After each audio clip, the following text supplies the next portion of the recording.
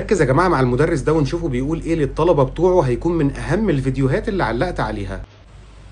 صح صح. اللون اللي اخف عندك يا احمد، يعني العلم اخف من الطوب.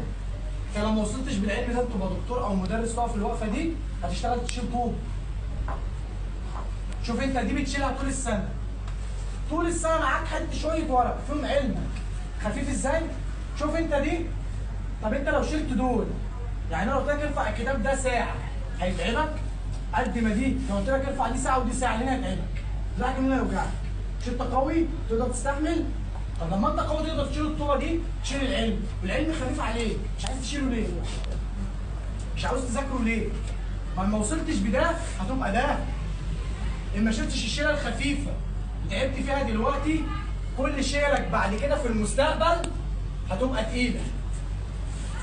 انت لو ما وصلتش بالعلم وبقيت دكتور وبقيت مدرس وبقيت حاجه حلوه في المجتمع هتتعب، تصحى الفجر وتتمرمط وتروح وتشيل وتحط، هتبقى كده. دراعك وجعك؟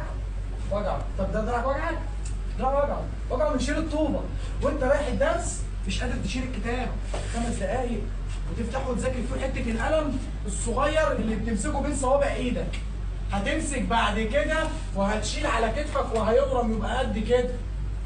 الكلام ده للولاد مش للبنات، وللبنات برضه عشان تقف مع نفسها بعد كده وتبقى حاجه محترمه. الكلام ده ليكوا انتوا كشباب، انتوا شباب الجيل اللي جاي.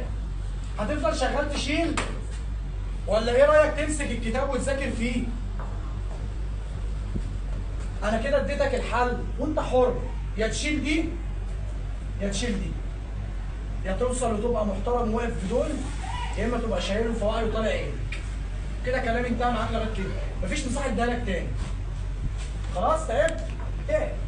تعب من ايه؟ من مفيش 5 دقايق.